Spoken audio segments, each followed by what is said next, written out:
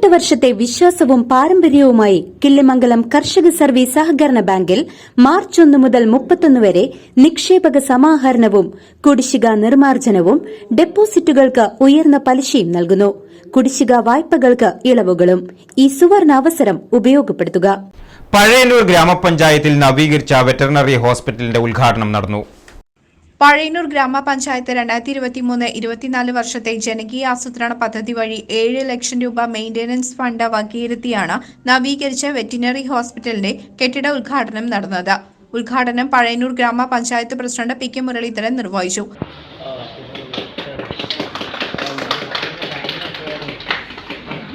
അതൊക്കെ മാറി ഡോക്ടറുടെ ഭാഷന്റെ കട വെക്കുകയാണെങ്കിൽ നമ്മൾ ഇരിക്കുന്ന ഈ സ്ഥലത്തിനേക്കാൾ കൂടുതൽ കന്നുകാലികൾക്ക് നിൽക്കാനുള്ള സ്ഥലമാണ് നമ്മൾ ഏറ്റവും ഭംഗിയായിട്ട് നടപ്പിലാക്കിയിട്ടുള്ളത്. അപ്പോൾ അതുകൊണ്ട് എല്ലാം കൊണ്ടും വളരെ സന്തോഷമുള്ള ഒരു ചടങ്ങാണ്. നമുക്ക് ഇനിയും കുറേ കൂടുതൽ കാര്യങ്ങൾ നമുക്ക് ചെയ്യാനുണ്ട്. ഇവിടെ തന്നെ ഡോക്ടർ ഇപ്പോഴും കുറേ ആവശ്യങ്ങൾ നിങ്ങൾ പറഞ്ഞു കേട്ടിട്ടുണ്ട്. ഇപ്പോഴും ഡോക്ടർ ഇവിടെ വരുന്ന ആളുകൾക്ക് മരുന്ന് വേണം, മറ്റേതൊക്കെ ഇപ്പോൾ ആ കാര്യങ്ങളൊക്കെ ആയപ്പോൾ വേറെ ചില കാര്യങ്ങളിലേക്ക് കടന്നു.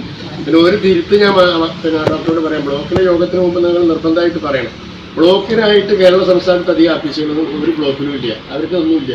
ഗ്രാസ് റൂട്ട് ലെവലിലെ എല്ലാ ഭൂമിയുടെയും അവകാശങ്ങൾ പഞ്ചായത്തിൽ തന്നെ. അപ്പോൾ പഞ്ചായത്തിൽ ചെയ്യേണ്ട കാര്യങ്ങൾ തന്നെയാണ് അവർ ചെയ്യേണ്ടത്.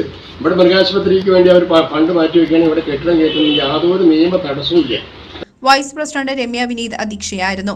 ഗ്രാമപഞ്ചായത്ത് വികസനകാര്യ standing committee chairperson A K Latha, ആരോഗ്യ standing committee chairman K A Hamsa, മറ്റ് ഗ്രാമപഞ്ചായത്ത് അംഗങ്ങളായ Radha Raveendran, Suja S, Yashoda, Abdulla, Sreekumar, veterinary doctor Sujith M, Saji A തുടങ്ങിയവർ പങ്കെടുത്ത് സംസാരിച്ചു.